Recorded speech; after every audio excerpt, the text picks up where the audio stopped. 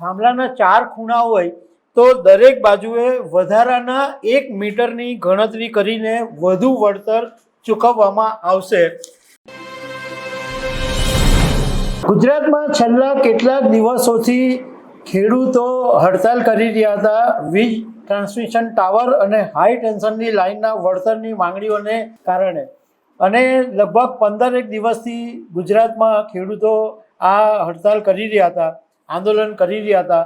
આખરે આજે ગુજરાત સરકારે આ ખેડૂતો માટે એક મહત્વનો નિર્ણય લીધો છે અને ખેડૂતોને કેટલું વળતર મળશે એની જાહેરાત કરવામાં આવી છે। તો આના વિશે તમારી સાથે વાત કરીશ। મારું નામ રાજેશ શાહ છે અને તમે જોઈ રહ્યા છો ગુજરાતના સૌથી મોટા ડિજિટલ પ્લેટફોર્મ ખબર છે .com। ગુજરાતમાં ઘણી જગ્યાએ ખેડૂતોનો આ પ્રશ્ન હતો કે એમના ખેતરમાંથી વીજ લાઇન કે હાઈ ટેન્શન લાઇન જે પસાર થઈ રહી છે એમાં એમને યોગ્ય વળતર નથી મળતું, અને ખાસ કરીને મોરબીના જેતપરમાં ખેડૂતો લાંબા સમયથી હડતાલ પર છે। આ બાજુ દ્વારકા, સુરત, ઘણી બધી જગ્યાએ ખેડૂતો આના મુદ્દે હડતાલ પર હતા।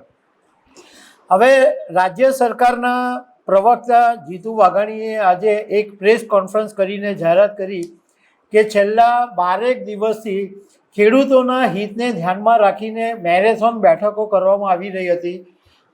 ગુજરાતના મુખ્યમંત્રી ભૂપેન્દ્રભાઈ પટેલના ઘરે રાત્રે 12 વાગ્યા સુધી, આ ઉપરાંત નાયબ મુખ્યમંત્રી હર્ષ સંઘવીના ઘરે, જીતુ વાઘાણીના ઘરે, પેટ્રોલિયમ મંત્રી ઋષિકેશ પટેલના ઘરે, એમ ખેડૂતોના માટે સતત ને સતત મિટિંગો ચાલી અને આખરે ગુજરાતના મુખ્યમંત્રી ભૂપેન્દ્રભાઈ પટેલે નિર્ણય લીધો છે। એ નિર્ણયની વાઘાણીએ જાહેરાત કરી। તો જે મહત્વની જાહેરાત છે એમાં એ છે કે ખેડૂતોને વીજ લાઇન કે વીજ પોલ માટે પહેલાં જંત્રીના બમણા દરે પૈસા ચૂકવવામાં આવતા હતા, પણ એને બદલે હવે માર્કેટ રેટના બમણા દરે પૈસા ચૂકવવામાં આવશે। અને સાથે સાથે એ વાત પણ સ્પષ્ટ કરવામાં આવી કે માર્કેટ રેટ એટલે શું, માર્કેટ રેટ નક્કી કેવી રીતના થશે। તો એના માટે માર્કેટ રેટ નક્કી કરવા માટે એક માર્કેટ રેટ કમિટી બનાવવામાં આવશે અને આ કમિટીની અંદર અસરગ્રસ્ત ખેડૂતોનો એક પ્રતિનિધિ હશે, કંપનીના પ્રતિનિધિ હશે, બંને પક્ષના વેલ્યુઅર હશે અને જિલ્લા કલેક્ટર હશે। આ બધા નક્કી કરશે અને એના આધારે માર્કેટ રેટના ડબલ રૂપિયા ખેડૂતોને વળતર પેટે મળશે। બીજો એક મહત્વનો નિર્ણય ખેડૂતો માટે એ લેવાયો કે પહેલાં અગાઉ 40 અને 20ના હપ્તામાં વળતર ચૂકવાતું હતું, પરંતુ એને બદલે હવે પહેલેથી, એટલે વીજ પોલનું નખાય એ પહેલેથી જ હવે આ ખેડૂતોને વળતર ચૂકવી દેવામાં આવશે।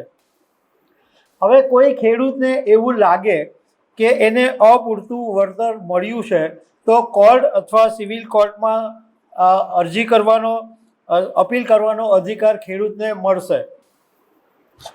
અત્યાર સુધીમાં ખેતરમાં નખાતા વીજ ટાવરના જે બેઝ વિસ્તાર હતો એને વાસ્તવિક માપ પ્રમાણે વળતર મળતું હતું, એને બદલે હવે એવો નિર્ણય લેવાયો કે હવેથી ટાવર બેઝની દરેક બાજુ, એટલે થાંભલાના 4 ખૂણા હોય તો દરેક બાજુએ વધારાના 1 મીટરની ગણતરી કરીને વધુ વળતર ચૂકવવામાં આવશે।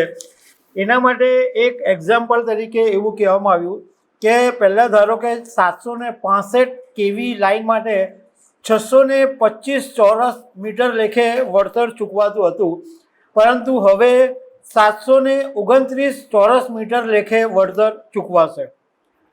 આ ઉપરાંત વીજ લાઇનના રાઇટ ઓફ વે કોરિડોર માટે માર્કેટ રેટ કમિટી દ્વારા નક્કી કરાયેલી નિર્ધારિત બજાર કિંમતના આધારે વળતર ચૂકવવામાં આવશે।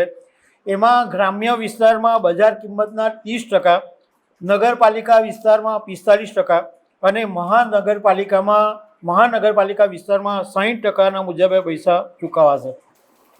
બીજો એક મહત્વનો નિર્ણય ખેડૂતો માટે એ પણ છે કે જે ખેડૂતોએ અગાઉ જૂના ભાવ પ્રમાણે વળતર મેળવી લીધું છે પણ એના ખેતરમાં હજુ વીજ લાઇનનું કામ ચાલુ છે, તો એવા ખેડૂતોને પણ નવી પોલિસી પ્રમાણે વળતર મળશે। એટલે ગુજરાત સરકારે લગભગ બધા જ પાસાઓનો જે ખેડૂતોની માંગણી હતી એની પર ધ્યાન આપ્યું છે. હવે ખેડૂતો આ આંદોલન સમેટે છે કે ચાલુ રાખે છે એ ખબર પડશે, કારણ કે હજુ સુધી ખેડૂતોની વાત સામે નથી આવી. પરંતુ જે વાઘાણીએ કીધું કે પહેલાં ધારો કે ખેડૂતને 18 લાખ મળતા હતા, પરંતુ હવે 64 લાખ મળશે, એટલે ખેડૂતોને સારી એવી રકમ મળે એવું અત્યારે લાગી રહ્યું છે. તો દર્શક મિત્રો, આવા અનેક અપડેટ સાથે મળતા રહેશું. આભાર.